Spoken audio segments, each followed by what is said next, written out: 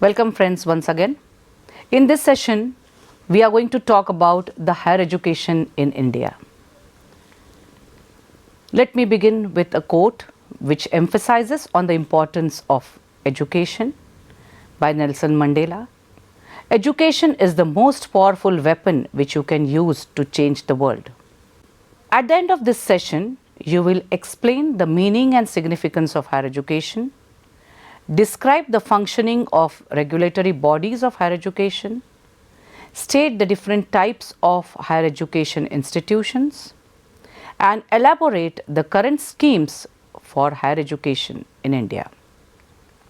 If we talk of higher education, India has the third largest higher education system in the world after the United States and China. The institutional framework of higher education in India consists of universities and colleges. There are 760 universities and 38,498 colleges in India as per the 2015 data. If we look at the higher education in India, at the head we have the Ministry of Human Resource Development, and under that there are two main departments. The first, Department of School Education and Literacy, and the Department of Higher Education. The Ministry of Human Resource Development has the following objectives: formulating the national policy on education and ensure that its implementation is in letter and spirit, plan development including expanding access and improving quality of the educational institutions throughout the country, including in the regions where people do not have an easy access to education, paying special attention to disadvantaged groups like the poor, females and the minorities, provide financial help in the form of scholarships, loan subsidy, etc., to deserving students from deprived sections of the society, encouraging international cooperation in the field of education, including working closely with the UNESCO and foreign governments as well as universities to enhance the educational opportunities in the country.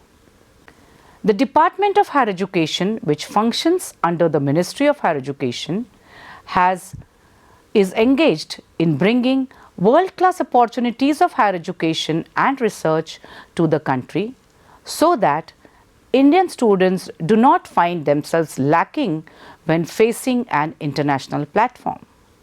For this, the government has launched joint ventures and signed MOUs to help the Indian student benefit from the world opinion. The University Grants Commission of India has a very important role to play in the higher education system. It is a statutory body set up by the Indian Union government in accordance to the UGC Act 1956. The UGC was first formed in 1945 to oversee the work of three central universities of Aligarh, Banaras and Delhi. Its responsibility was extended in 1947 to cover all Indian universities.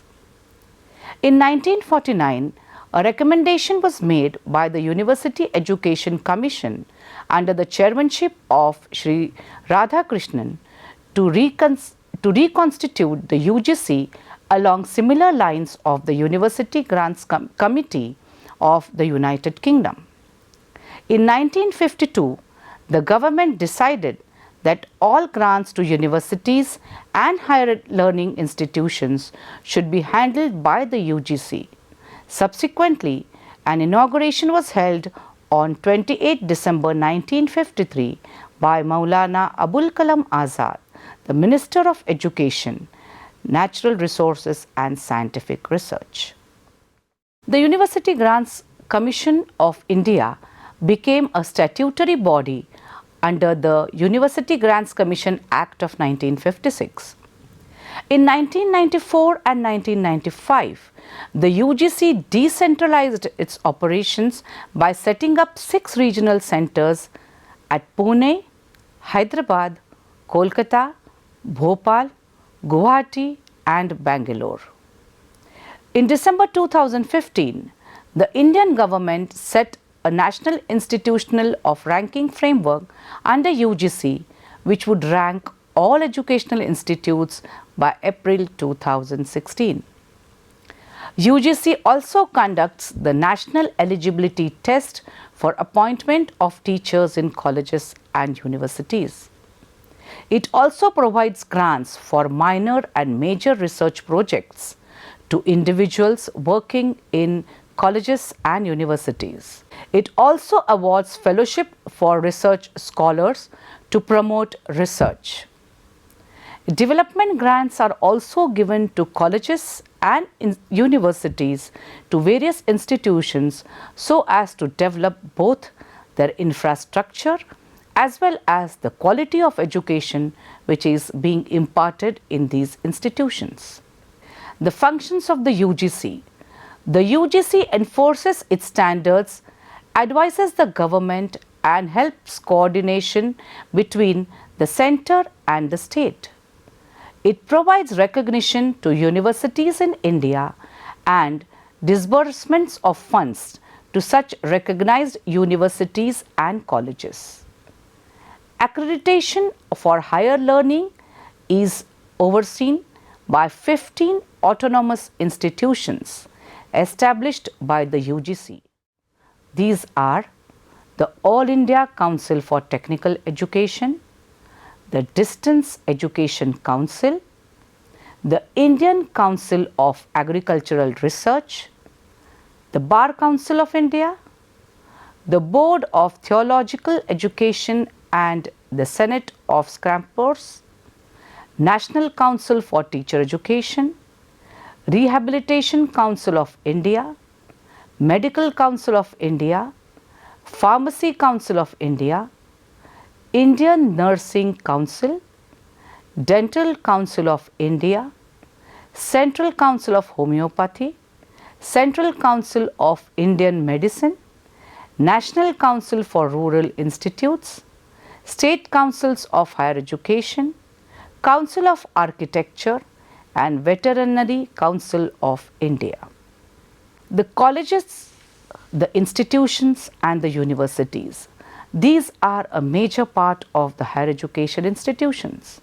So, the higher education institutions are classified as university or university level institutions, colleges or institutions which are affiliated to or recognized by the university, and standalone institutions which may not be affiliated or recognized by the universities. Let us look at the different types of higher education institutions.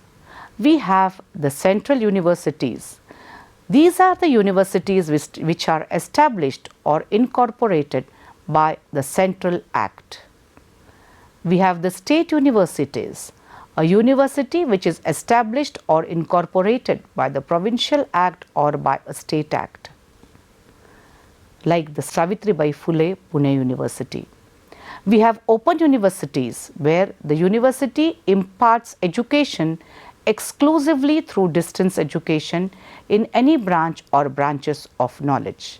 For example, the IGNOU. We also have private universities. Private university is a university established through a state central act by a sponsoring body, that is a society registered under the Societies Registration Act 1860 or any other corresponding law for the time being in force in a state or a public trust or a company registered under section 25 of the Companies Act 1956. We also have deemed universities.